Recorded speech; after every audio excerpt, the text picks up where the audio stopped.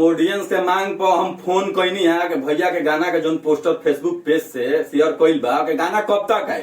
वो गाना के टीजरो आई के गाना आई तो हम लगनी उसा फिल्म भी ई गाना के लेके कि भैया के कब तक आई। तो भाई फोन तो उठैला ना, हम कहनी कि गाना भैया के ये पोस्टर आउट हुआ है कि गाना को कब तक यूट्यूब पर रिलीज किया जाएगा, इसका टीजर भी आएगा कि नहीं आएगा। तो उन्होंने बोला कि देखिए जब आएगा तो आप लोगों को पता चल जाएगा। तो यार जब गाना फुल आ ही जाएगा तो लोग आपसे क्यों पूछेगा, ये बताइए हमको। तो काहे लाती फोन लगाई, आपसे क्यों पूछेगा। हम बोले इसका टीजर भी आएगा तो अभी पब्लिक अनाउंस हम लोग नहीं कर सकते हैं। हम कहेंगे पागल उगल आप हो गए हैं क्या। भैया अपने फेसबुक अकाउंट से पोस्टर को शेयर किए हैं, ऑडियंस मांग कर रही है। हम बोले भी कि न्यूज चैनल से हम बोल रहे हैं हमारी ऑडियंस मांग कर रही है कि प्लीज उस चैनल वाले से बात कीजिए कि भैया का सॉन्ग कब तक आएगा। अरे कंफर्म डेट ना बताइए तो टाइम बताइए न। तो ठीक है आप बोल रहे हैं कि रिलीजिंग डेट हम नहीं बता सकते हैं, बट बताने का भी एक बात होता है। आप बोलते हैं कि आप देख रहे हैं कि भोजपुरी इंडस्ट्री में कैसे चोरी हो जा रहा है गाना। जब रिलीजिंग डेट होगा तो आपको इन्फॉर्मेशन दिया जाएगा।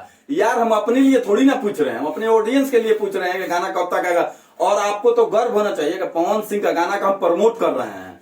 तो ये लोग तारक बता दी कि ये लोग बाल लोग ऐसा सब चैनल नहीं थे। उषा फिल्म्स आपको बोल देना हम चाहते हैं पवन सिंह का देने का आपका चैनल अखाड़ है। आप पवन सिंह का ही यूट्यूबर है। हम भोजपुरी के सारे गायक वैसे तो सारे स्टार का हम यूट्यूबर हम लोग दोनों, लेकिन पवन सिंह का स्पेशल हम लोग प्रमोट करते हैं। मान लीजिए आप कुछ जानकारी नहीं दीजिएगा तो हमारे ऑडियंस को हम क्या बताएंगे, बताइए। हम जब कोई नहीं तो ये फोन हमारे काट दिलन बुझात होके कि हम कौन क्राइम को देनी इनका साथ है। फोन हम कोई नहीं आता, हालांकि हम दोबारा कोई ना कर दिया। हमारा यार कोनो जरूरत नहीं कि गाना कब आई कब नहीं, लेकिन हमारे ऑडियंस का मांग था और ऊपर से हम पवन सिंह के गाना का प्रमोट करते रहे। इनके तो खुशी हो गई चाहिए कि यार गाना आने से पहले प्रमोट हो रहा है, लेकिन काजी ने अपना आपकी क्या समझत हमारा कुछ बतैला बता दे तो एक दिन आगे पीछे बताइता कि जब आएगा तो आपको इन्फॉर्मेशन दिया जाएगा, परसों आएगा तरसों आएगा, बात होता है। इन्होंने फोन कट कर दिया, हम ज्यादा दोबारा हम कॉल बैक भी नहीं किया। आप लोग को डिमांड के चलते हम सोचे कि थोड़ा चलिए पता कर लेते हैं, लेकिन इन्होंने कुछ नहीं बताया।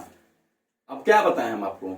पवन सिंह के देन है उषा फिल्म आज इतना बड़ा यूट्यूब चैनल फैंस के भी देन बा। अब प्रमोट ना हुई तो गाना चली एगो तो के चल रहा है। आप हमको बताइए ना, पक ढेर कर रहे हैं कि ऑडियंस जो फोन कर रहा है उसको आप नहीं बता रहे हैं। और जब गाना नहीं चलता है तो ऑडियंस से बोलते हैं कि गाना क्यों नहीं जा रहा है, क्यों फ्लॉप हो गया। सावन हाल देखला ना, उस समय भी शांत रहना चाहिए था। हमारा लगा था है चाल रही नू चाल, पवन सिंह का कोई हाथ नहीं है, सब चैनल वाला का हाथ है, ठीक ना।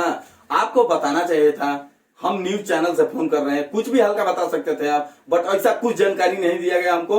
दोबारा हम फोन भी नहीं किए। बाकी तारा ऊपर छोड़ो तो नहीं भाई, अपन प्यार से कमेंट दिया। अब बताइए कि का बात सही बात गलत करते रहे कि ना उस फिल्म वाले। चलो मिलता है नेक्स्ट वीडियो में।